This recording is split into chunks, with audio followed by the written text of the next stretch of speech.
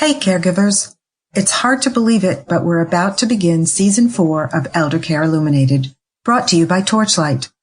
I'm your host, Lenore Tracy, and here we are with a new season of podcasts to support you, who go to work every day, take care of your family, and care for a loved one who is aging or has a disability. We've got some great material in the works for Season 4, but if you have ideas or topics you'd especially like us to pay more attention to, please email me at ltracy@torchlight.care. We're always eager to learn what information you need and what might help you be the caregiver you want to be. Or maybe just get you through the day. Welcome to Eldercare Illuminated, Torchlight's caregiving podcast. Eldercare Illuminated addresses the ins and outs and ups and downs of caring for your loved ones. Join us for interesting conversations with elder care specialists, geriatric care managers, attorneys, and ordinary people with extraordinary caregiving experiences. Welcome to today's episode of Eldercare Illuminated. I'm Lenore Tracy, your host and the elder care practice leader at Torchlight, which brings this podcast to you. Today we're speaking with Mary Sue Wilkinson, the founder of Singing Heart to Heart and the Young at Heart music program. Hello, Mary Sue, and welcome to Eldercare Illuminated. Well, hello, Lenore, and thank you for having me. I'm so glad that we connected. Mary Sue grew up in Iowa and has been singing for her whole life. She's going to tell us more about that. She says that her passion for singing with elders started with her father-in-law, who had dementia.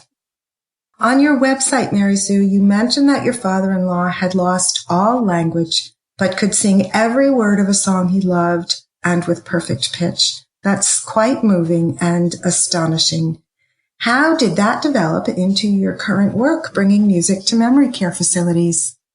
Well, it was astonishing, and I would say that that doesn't always happen, but for him it certainly did. And at that time, I didn't know anything about what was going on in the brain and music therapy or any of this. I just thought it was really amazing. I've been in education my whole life, and I was working for an organization that lost their state funding, and I had to reinvent myself, and I had always done a lot of music with young children. And I used to say, my perfect job would be singing for little kids and old people.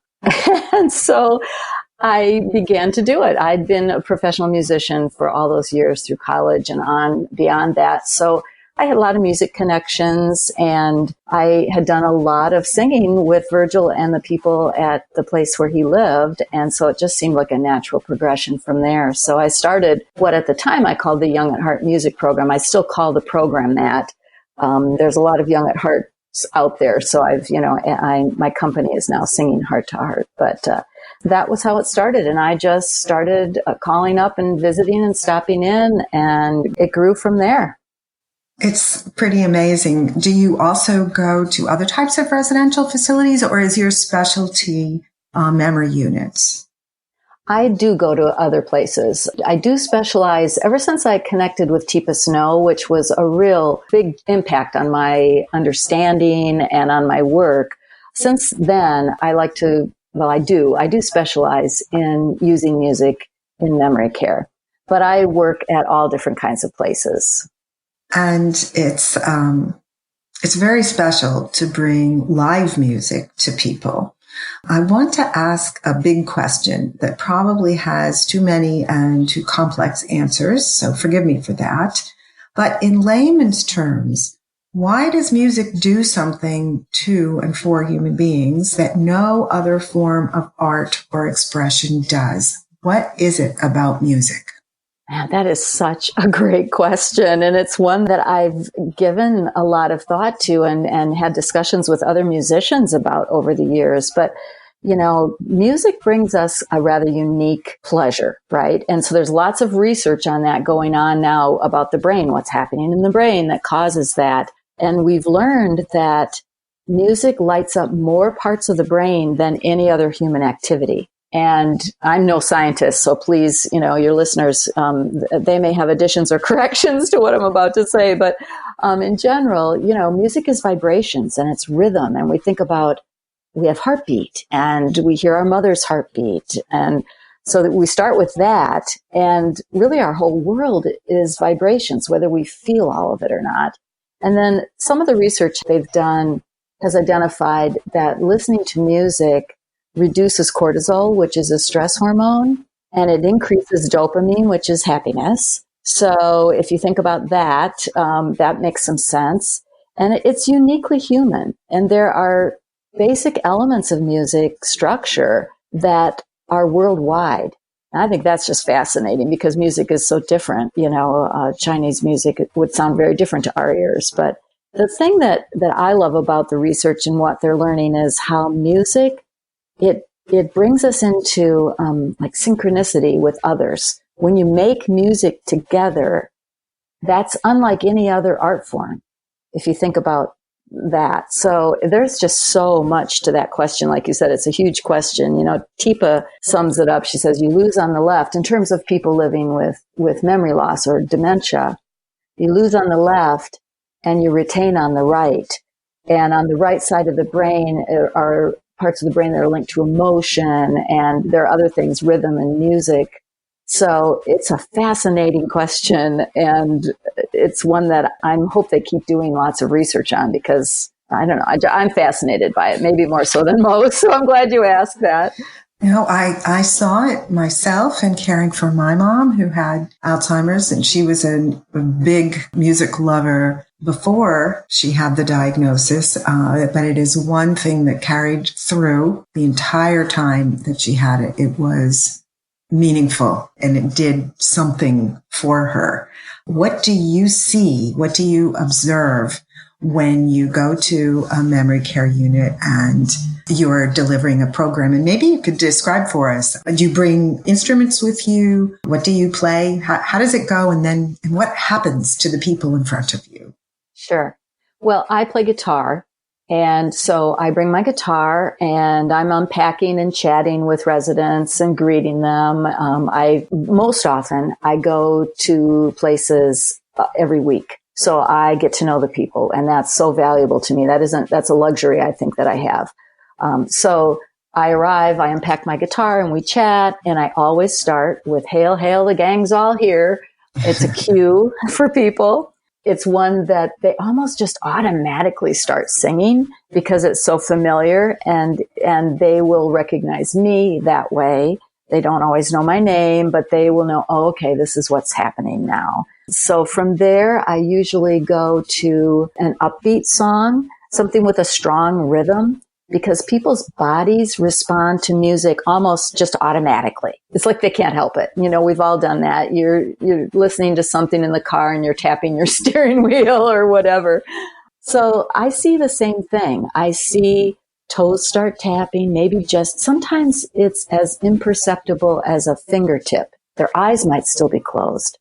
Oftentimes the expressions don't change a lot. And that can be common with people that are living with dementia.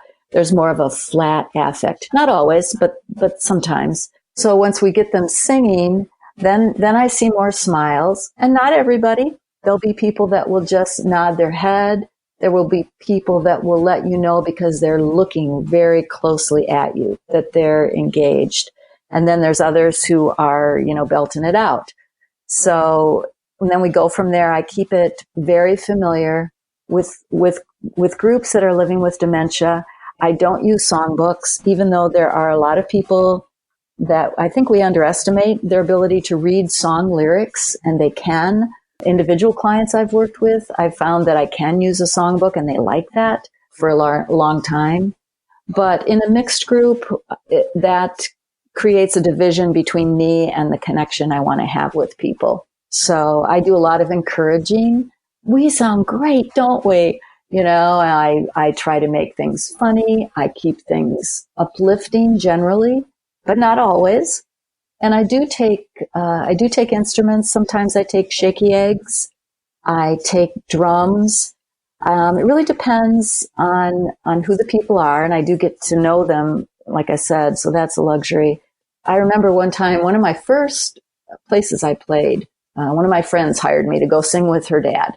And there were other gentlemen. It was all men in the unit. And I started playing, and this man named John was out in the kitchen, and he had a lid from a plastic cup, like you get it from McDonald's or something.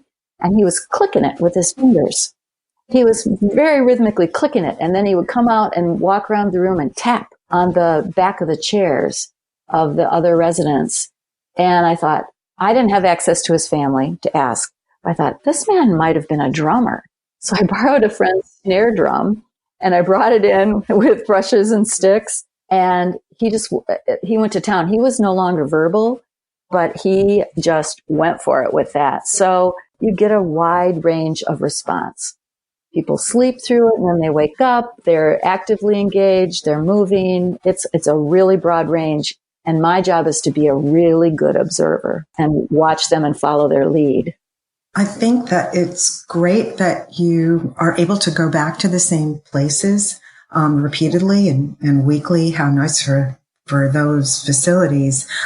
Getting to know people is, I think, really, really important. And for our listeners who have a loved one maybe in a facility, I think that letting people like you who are coming and visiting with their parent or their aunt or uncle know a little bit about them. When my mom was in a facility, there was a little lady there, and she liked to sit with us when we were singing, or she would participate. And one day it came out that she was from Canada, and we were singing something like America the Beautiful or something like that. And I don't know the words, but I got my phone out and got the Canadian national anthem playing. Oh, Canada, and she changed. Her eyes lit up. It was like, wait a minute, I know that. She was responding. And I think that knowing somebody's background makes a big difference. A lot of facilities have music programs, and they're very focused on the 1940s and the 50s. My mother-in-law was in a facility. It was like Elvis impersonators come every quarter.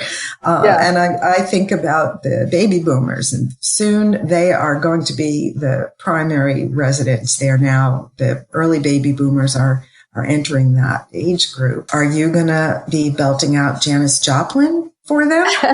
How do we keep in tune with the changing cohort of people that's going to pass through caregiving facilities, but also, like the lady from Canada, how can we make sure on the caregiver side that little details like that get out there to the program they're in, because it makes such a difference?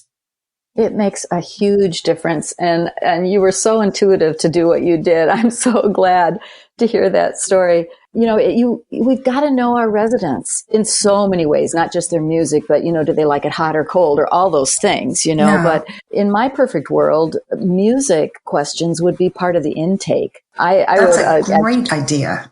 Yeah, and that's so simple. I actually wrote a little interview called Finding Memories Through Music, and I've given it out. I have it on my website. It's an ebook to, ask those questions. What kind of genre, what's the genre that they like? They could love or hate country music, or are they from Canada? Are they Christians at Christmas? You can't be complacent and just assume that everybody is going to want to sing all of our Christian Christmas songs. And as you pointed out, or what you did with your family, we have YouTube now. We have access on our phones to every song practically ever done. So there's really, if we can find out a little bit, there's not really an excuse for not bringing in some other music. And it doesn't have to be, at least in my experience, because you have a mixed group, you don't have to have a whole music session on, for example, say songs from Puerto Rico. I mean, I had a client, his name was Claudio. He was part of a group. Oh my gosh, this was the most striking older gentleman. His name is Claudio. And I said, before his dementia got to the point where he couldn't communicate this with me, I said, where are you from? I knew he told me Puerto Rico.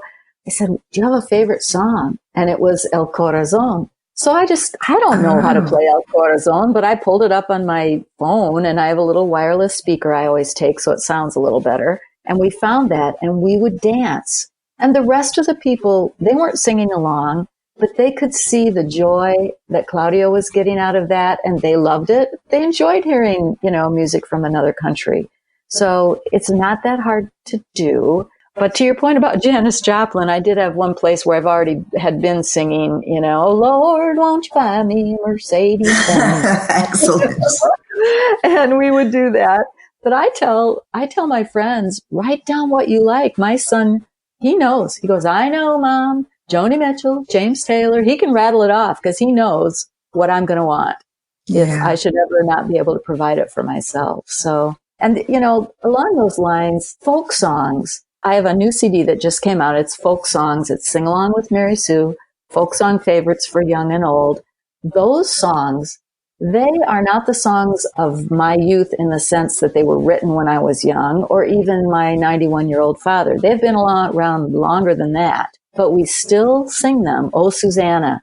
Kids learn them, and they're intergenerational, and they are a great go-to for so many reasons. Like younger staff, they don't know the songs of the 40s and 50s. And so they're kind of excluded from participating in music sessions unless you do a few of those songs. Like, well, You Are My Sunshine isn't really a folk song, but I've been working on the railroad. Oh my gosh. I've been working on the railroad is a perfect example. I used to visit, and we must have had to sing that like 6 times in a row. And it's like, okay, well, we could sing that again. What do you want to sing next? How about I've been working on the railroad? Yeah. Okay. Right. Yeah. And I'm glad that you went with that, because repetition is something that I talk about this in my book, in the frequently asked questions. Don't they get tired of hearing, No, they don't, because it helps them feel competent and they know it. And if they heard it 3 minutes ago or 5 minutes ago, that's why they're thinking of it now, because they can hold that thought. So that happens a lot. And I never say, oh, we already sang that. No, you just sing it again.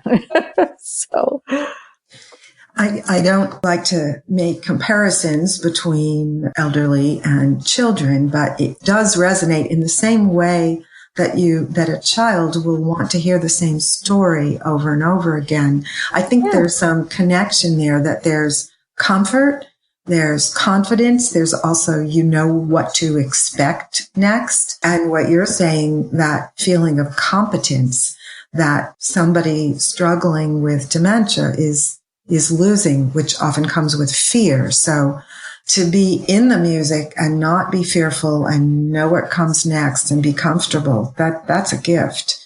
You mentioned something really important, I think. YouTube. A lot of people have their loved one living at home with them.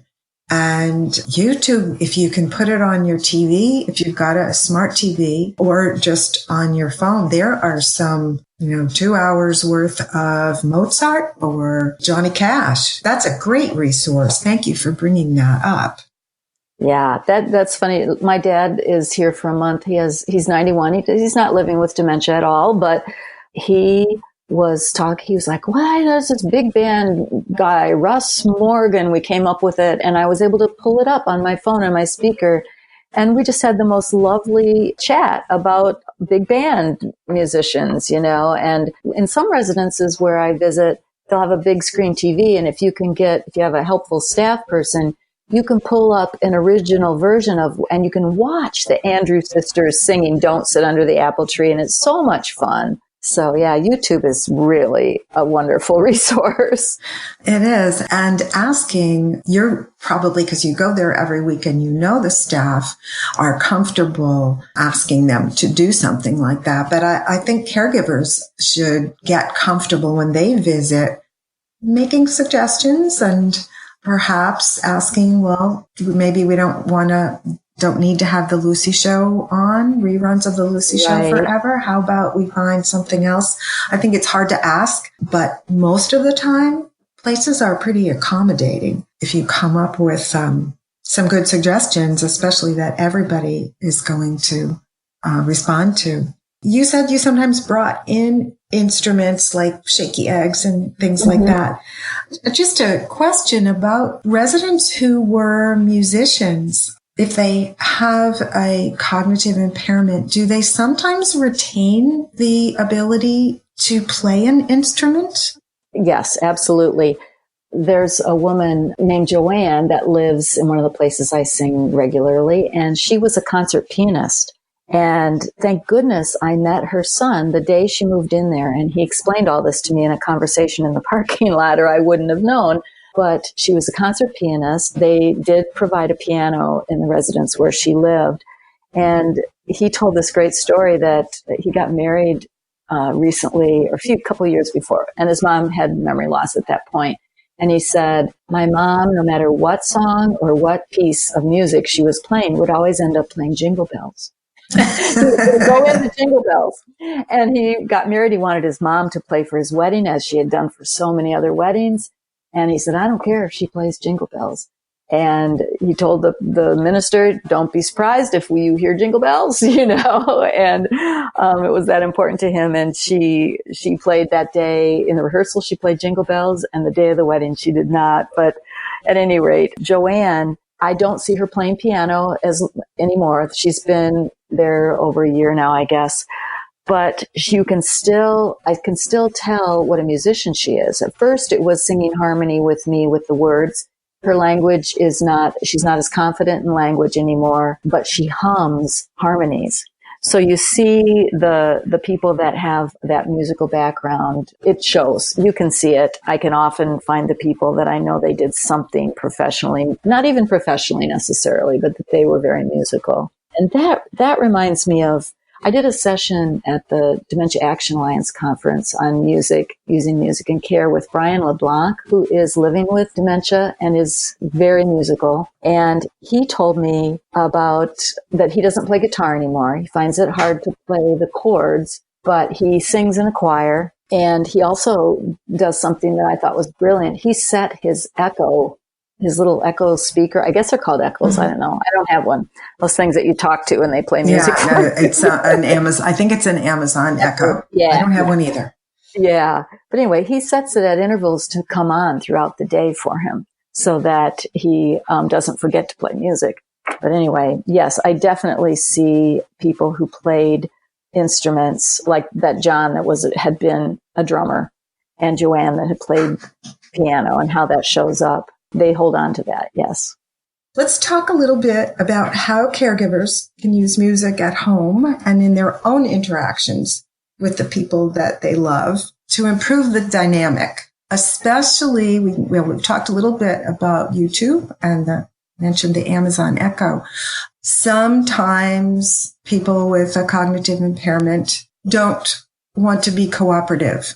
I'll say that, it's shower time, it's bath time, it's time to change from one activity to another. Any recommendations how music could play a role for, I guess I'm talking about transitions. Yeah. I think music can help you grease the wheels. It's not a cure-all. It's like with any of us, the same thing doesn't always work, every time. But music can be used as cues. And that would be the strongest suggestion I would have. So if there was always a song that you use to cue that it's shower time, and it might be something that not only has like, I'm gonna wash that man right out of my hair, or, something like that has some lyric content that might relate to the activity. You can't always do that, but even just a song that cues it. So there's that. That would be the biggest thing. I also think that one of the things that I found when I arrive to sing is caregivers in the communities are gathering people up, right? And people don't always want to walk with them, right? They don't know why. Come on, we're going to music or whatever. They plant themselves, and that can be a problem. And one of the things that works really well is to sing something that has a march beat, like I've been working on the railroad, or gonna take a sentimental journey. And if you, link arms that way and just walk and relax with them, that can help. It can soothe, it can distract. It's just sort of breaking into song, as kind of goofy as that might sound, can get you off the dime. Yes. You know what I mean? And sometimes there's that conflict, and the care partner is getting stressed and tense, and they're tightening up. If they can take a breath and try a song, it won't always work, but it will work sometimes. And you are bringing up that point of getting off the dime. Sometimes for someone with a dementia, it's hard to initiate movement or initiate, start something new. And you just made me smile, because what we did with my mom sometimes, I don't know if this was something that was from your childhood, but we had kind of a walking thing where we'd say left, my wife and 48 kids, right in the middle of the kitchen floor. Oh, I love that. And I didn't sing it for you because you don't want me to do that. But my mom would laugh. There's a German version of that that's even slightly worse than leaving your wife and 48 kids right in the middle of the kitchen floor. But she would laugh and she would start to move. But I haven't thought about that for a while. That was actually a fun thing. And it got her walking down the hallway and sometimes other people following. The other thing I just want to mention about care partners at home is it's challenging when your spouse, your parent, someone you love that you had a certain relationship, you don't have that same relationship anymore, and yet you love them and you want to share some intimacy with them. And music can do that. And it could be just a 2-minute dance to a song if they're on their feet still. It could be swaying, sitting next to them. It could be, I love it when family members come and it gives them a chance when I'm, leading a singing thing. If they sit and look face to face with their loved one and they share that song. And I just think that because there's such hard work being a care partner, and you lose that chance to just sort of relax for a minute and be on the same level, so to speak, and just share a song. Yeah.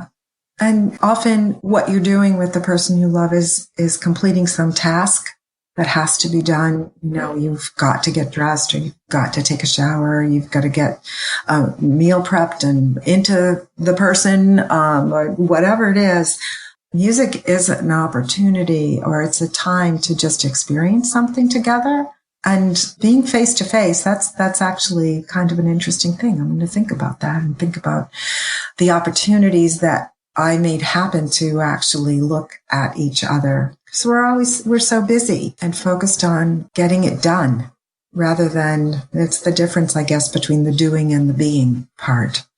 And we have to remember too that their visual field has changed. As the disease progresses, it comes inward, and at the end, it's monocular. So if you're not really face to face, like close, you're not in their field of vision.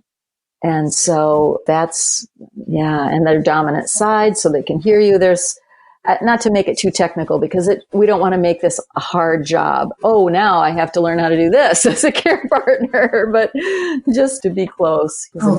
I think those are important things. And even if someone has hearing loss and hears better on one side than the other, you were talking about letting your son know what music, or making sure he knows what music you like. I'm thinking now, I talk frequently with people about the important documents that you want to have, your will and your advance directive and your healthcare proxy. I think there is a lot of value to perhaps providing information like you're suggesting about the music that you think you would like to hear, perhaps the books or the poems that you love. Any way that care can be made more individual, especially for people who are living in a facility, improves the care. I think we have to know people, like you knew your mom, you knew your mother-in-law. We have to know people. And so often people in residences, the staff, I might pick up something where I'm able to say to a caregiver, did you know Joanne was a concert pianist? Isn't that amazing? Oh, I didn't know that. So now they have a new respect for Joanne, and they're going to treat her differently.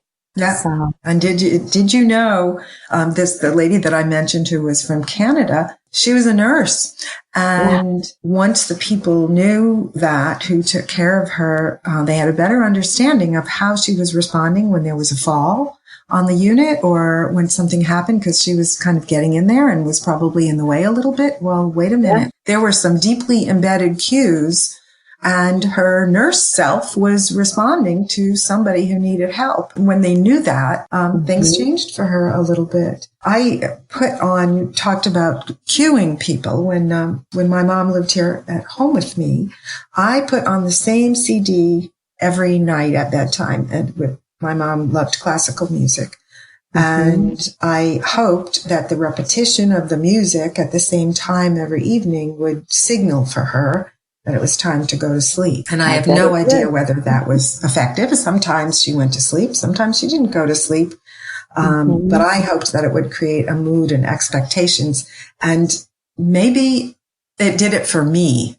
I thought I was doing something for her. It's possible I was actually doing something for me, which brings me to want to ask you for your thoughts about the role of music for the care partner, the person who is taking care of a loved one who maybe isn't a performer or program provider like you are. What do you do for yourself musically, and what can our working people out there who are so tired, what can they do for themselves that will allow music to give them something? Well, ironically, the first thing that comes to mind is to remember to use it. And it's like I personally have to remember to practice what I preach, because I sometimes, I play in bands. I have a lot of music in my life. I sing during the day, but I will sometimes forget, if I'm feeling down, that if I put on this music or that music, it's going to cheer me up, or to use it when I can't sleep at night, I think that really, as crazy as that sounds, even for my dad who loves music, he doesn't play it at his house very often. If I go to visit him, I say, Dad, let's get the CD player out. And I put on Louis Armstrong, and it changes things up. And so really it's kind of as simple as remembering to use it, for starters. I think music for me and for care partners who do not have a lot of time, we have to think of it, or it's okay to think of it, as a moment of rest. Sometimes all you're going to get is 2 minutes, a minute and 40 seconds of a song. But if you can sit with a song for even just that long, it can refresh you. It can help your tired brain shut down for a minute, or it can energize you. So we don't have to think of it as a big thing that we have to plan for or do in any prescribed way, but remember to use it, and remember that just moments of rest might be all you're going to get right now. Let's get real. You don't get to just say, oh, I'm going to take a nap for an hour and a half. Sometimes a song is a short moment of rest, but it can renew you. It's true. It can take you somewhere else. Yeah, exactly. Out of where you are. And I also think I should mention, as I listen to music in my own life, and I listen to audio recordings of readings, sometimes silence is the best thing. Yes. And I don't have a lot of silence in my life, but sometimes I remember when I'm in the car and I say, oh, all right, I'm going to turn off the radio, turn off the book, and just for 5 minutes have nothing. I'm really glad you mentioned that, because I have known people who mistakenly, in my view, would leave music on 24/7 in their family member's room because they knew they liked music. For me, as a music person, I would go crazy if I didn't have silence at some point.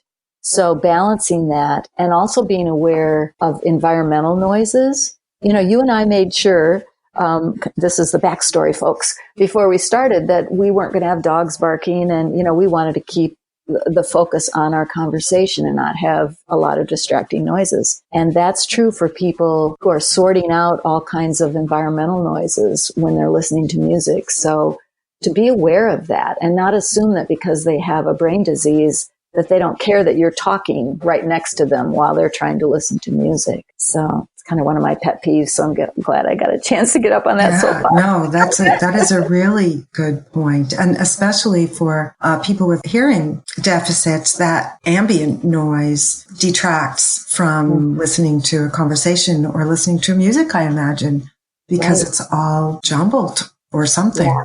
Mary Sue, thanks so much for spending this time with me today. I think that the joy you bring to your audiences must add immeasurably to the quality of these people's lives. We could all use more music, and probably more silence also, both caregivers, care partners, and loved ones.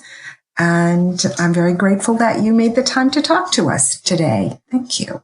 Well, thank you for inviting me. It's my thing to talk about this and to try to be a resource for people. We're not all musicians. Not everybody grew up playing music like I do, but we all can bring music into the lives of older adults, and they're losing their music if we don't help them. So it's really appreciate what you do with your podcast, but also just having the opportunity to hear about your experiences with your mom. And it's people like you that have done it, collaborating with people like me that are out here working.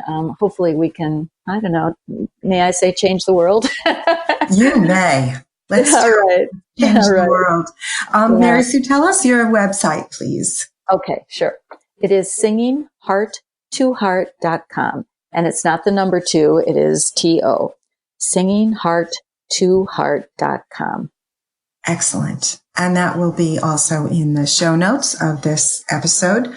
Listeners, just a reminder that Eldercare Illuminated is a production of Torchlight, which supports working caregivers and their families. If you don't have access to Torchlight in your employer's benefit plan, ask your employer to call us. Contact information is on our website, torchlight.care. See you on the next episode. You take care now. Thanks for listening to Eldercare Illuminated, a Torchlight caregiving podcast. Find other episodes of Eldercare Illuminated on iTunes, Spreaker, and Podcast Go. If you're interested in bringing Torchlight Elder or any of Torchlight's other caregiving products to your workplace, please contact info@torchlight.care. That's info@torchlight.care.